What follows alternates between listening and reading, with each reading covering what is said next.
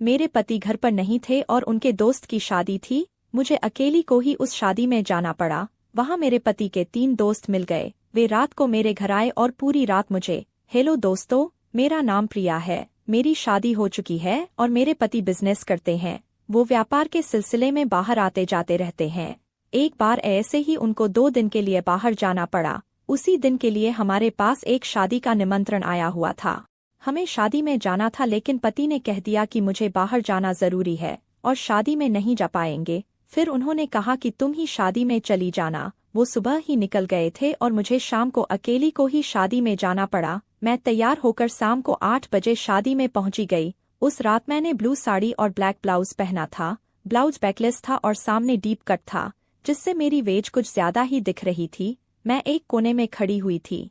फिर भी आते जाते लोग मुझे घूर रहे थे, लेकिन मुझे उन लोगों पर गुस्सा नहीं आया, बल्कि उन लोगों का मुझे ऐसे देखना बहुत अच्छा लग रहा था। और मैं इतनी तैयार होकर भी इसीलिए गई थी ताकि लोग मेरी खूबसूरती को देख सके। शादी में मुझे मेरी पहचान की कोई भी लेडी नहीं दिख रही थी, इसीलिए मैं एक कोने में अकेली चुपचाप खड़ी थी। काफी देर तक अकेले खड़े रहने की वजह से मैं बोर होने लगी थी। मेरा यहाँ पर बिल्कुल भी मन नहीं लग रहा था, लेकिन पति के दोस्त की शादी थी, इसलिए शादी को छोड़ भी नहीं सकती थी। फिर अचानक मेरे पति के एक दोस्त राज ने मुझे अकेले खड़े देखकर मेरे पास आ गए। वो बोले, भाभी आपके साथ भाई साहब नहीं आए क्या? मैंने मना कर दिया और कहा कि उनको काम के सिलसिले में जाना पड़ा, यहाँ आना भी जरूरी था, इसलिए मुझे शादी में भेज दिया। मैं अकेली ही आई हूँ। फिर राज बोला, कोई बात नहीं भाभी जी, मैं हूँ ना आपके साथ, चलो हम कहीं बैठकर बात करते हैं।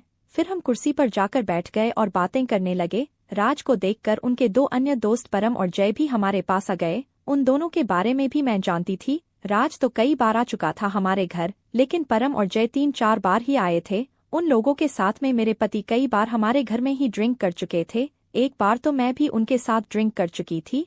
फिर हम चारों वहीं बैठकर बातें करने लगे। हमें फिर शादी की पार्टी से ज्यादा मतलब नहीं रहा। हम आपस में ही बातें करने लगे। बातों में ही परम ने कहा, यार यहाँ कुछ मजा तो आ नहीं रहा, इससे अच्छा है हम कहीं और चलकर अपनी ही पार्टी कर लें। राज बोला, तू भाभी के घर की बात तो नहीं कर रहा? परम बोला, हाँ सही समझा तूने, भाभी भी यहाँ बोर हो रही होंगी। उसने मेरी ओर देखते हुए पूछा। मैंने भी कह दिया, मैं तो बहुत टाइम से अकेली खड़ी बोर हो रही थी, आप लोग आए तो थोड़ा मन लग रहा है।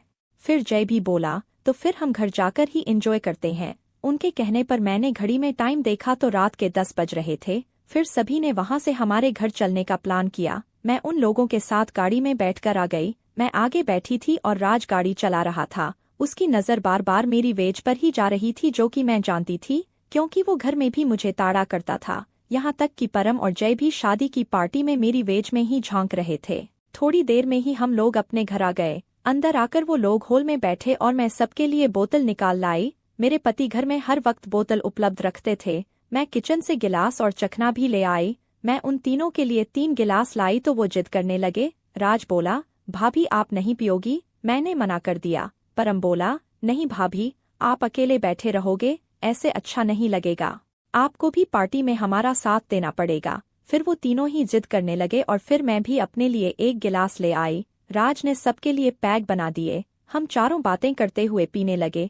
उन तीनों की नज़र बार बार मेरी वेज पर जा रही थी। मैं भी मस्ती के मूड में थी, लेकिन मैं शुरुआत नहीं करना चाह रही थी। जब हमने 2-2 पैग लगा लिए तो सबको हल्का हल्का मजा आने लगा। अब सुरूर बनने लगा था। फिर राज ने कहा, भाभी हल्का म्यूजिक भी बजा लो। मैंने उठकर म्यूजिक सिस्टम ऑन कर दिया और हल्का म्यूजिक चला दिया। कुछ देर के बाद तीसरा पैग भी खत्म हो चुका था। अब हमारी नजरें आपस में एक दूसरे को बार बार देख रही थीं, क्योंकि सबके दिमाग में एक ही चीज चल रही थी, लेकिन बोल कोई भी नहीं पा रहा था। और वह लोग मेरे साथ मेरे घर पर रात को आए भी उसी के लिए थे।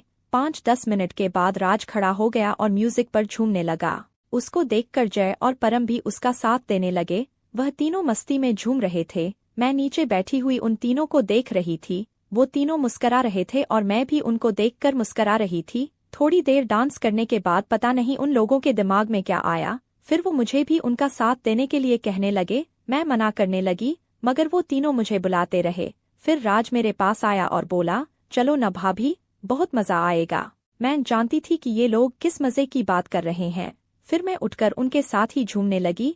अब राज ने मेरे हाथों को अपने हाथ में लिया और हम लोग एक कपल की तरह डांस करने लगे। ऐसे ही बारी बारी से मैं एक के बाद एक तीनों के साथ ही डांस कर रही थी। मुझे अब मस्ती चढ़ने लगी थी और वह तीनों मुझे अपने साथ लगातार नाचाए जा रही थे।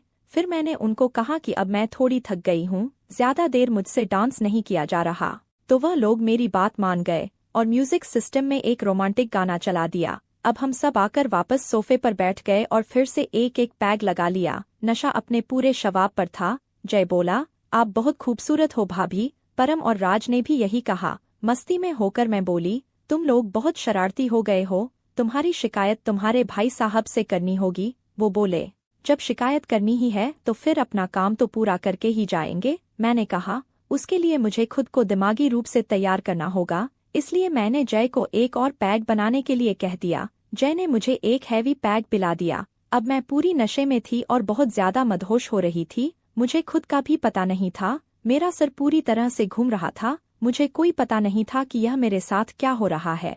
लेकिन उन लोगों को इस बात से कोई फर्क नहीं पड़ रहा था। उसके बाद उन्होंने पूरी रात जमकर क्रिकेट खेला और चारों तरफ से चौके छक्के लगाए। उसके बाद हम सो गए। फिर सुबह के 7 बजे उठे और एक बार फिर से वो शुरू हो गए। 2 घंटे खेलने के बाद फिर वो तैयार होकर अपने अपने घर चले गए। मैं बहुत थक गई थी, मेरी उठने की हिम्मत नहीं थी, इसलिए मैं सोती ही रही और शाम के 4 बजे उठी। दोस्तों, उस दिन मेरे साथ जिंदगी में पहली बार ऐसी घटना घटी थी। लेकिन अब तो इस कार्यक्रम का सिलसिला चल पड़ा है और महीने में 2-4 बार तो खेला हो ही जाता है। जब मेरे पति बिजनेस के सिलसिले में बाहर जाते हैं तो वह लोग मेरे घर पर आकर पार्टी करते हैं और जमकर खेलते हैं। दोस्तों, आपको मेरी ये कहानी कैसी लगी, कमेंट करके जरूर बताएं।